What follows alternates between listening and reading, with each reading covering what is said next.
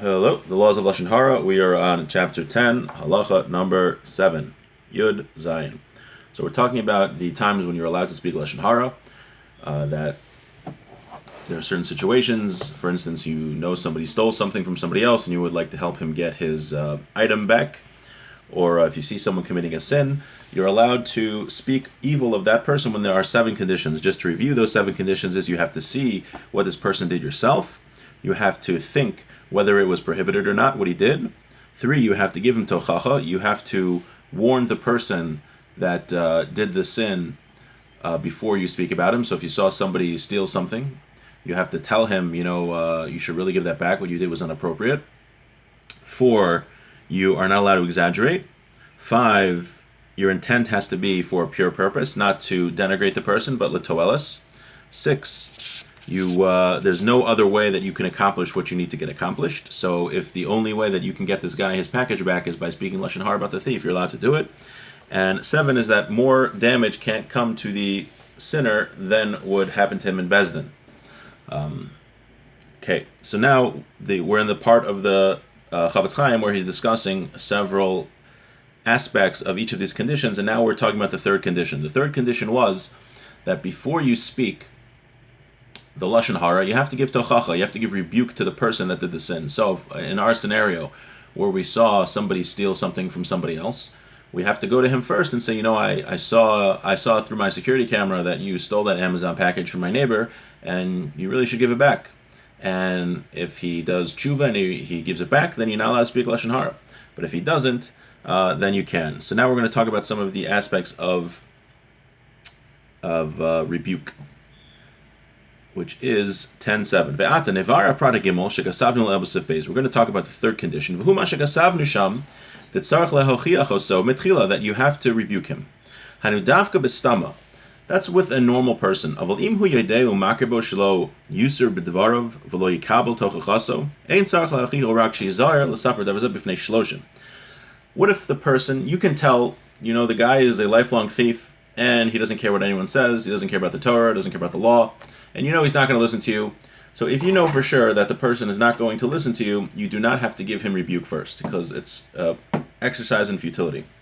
Rather, what you should do is since he's not going to accept rebuke, you're allowed to go and speak Lashon Harah about him if you have the other 6 conditions met.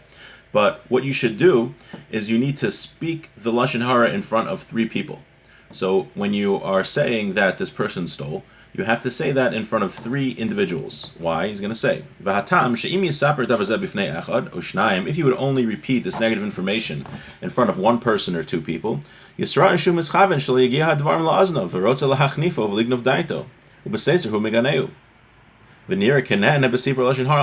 it look like?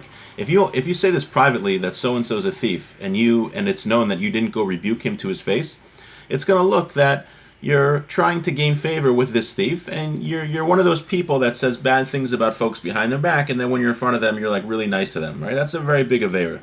So you don't want to give the impression that that's what you're trying to do. So you want to say it publicly, the evil speech about this individual, so no one has that impression. Va'od, tamacher, another reason, she'ava'u lechoshto v'yomru shebevada ein adavar emes.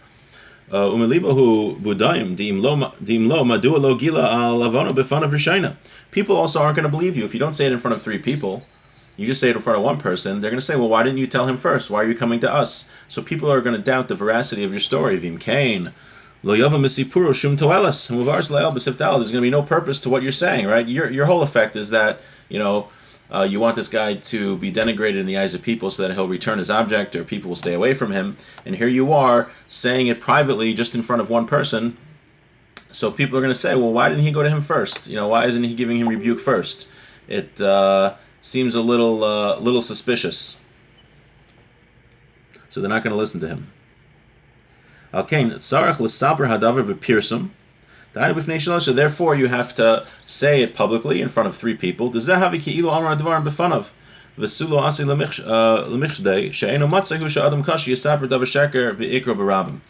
And when you say it in front of 3 people, it is considered public. And when something's public, we assume it's going to get back to the person you're speaking about. And it's very rare people will say that it's very rare that a normal person, an upstanding Jewish citizen, will publicly lie about somebody, so people will take you seriously. V'av shegamata asurim hashom. Now, what about, that's the one who's speaking. What about the listeners? What are the listeners? You're with a large group of people, and you see a fine, upstanding Jew come to you and says, I'm telling you this letoales, that so and so is a thief. So now, what should your reaction be when you hear this information? So the people who hear it are actually, we mentioned before, they're not allowed to believe it, that it's 100% true.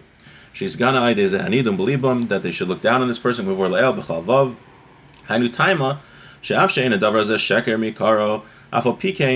Even though it's not true, right? The person who told us is very trustworthy, and he told us in a trustworthy manner, and we have no way to doubt him.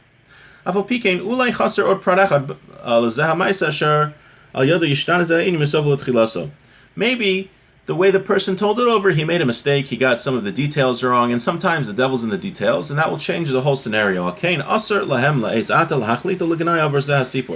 therefore, the people who hear it, they're not allowed to believe that the story is totally true. They should listen to it, so that they can investigate after to see if the story is true. So that they can go and they can rebuke the person who is being spoken about.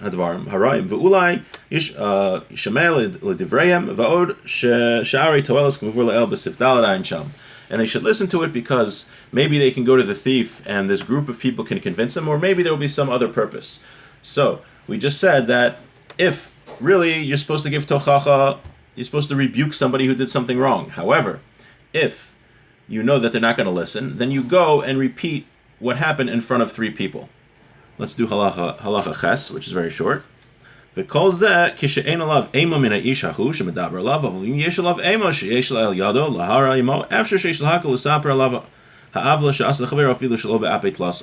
It says, however, if you know that the thief, he's a very strong person, he's in a gang, and if he hears that you're speaking about him, he is going to beat you up. He says, then it's possible that you don't have to say it in front of 3 people, you could say it in front of 1 person. So again, before one speaks Lashon Harah, even when it's permitted, one of the conditions is that you have to rebuke the sinner first. If you know that this is the type of person that will never listen to you, you have to rebuke him in front of 3 people. But if he's the type of person that if he hears that you're speaking bad about him, he's going to beat you up, then it's possible you don't need to say it in front of 3 people. And that is halacha zayin and halacha ches, and hope everybody has a beautiful day.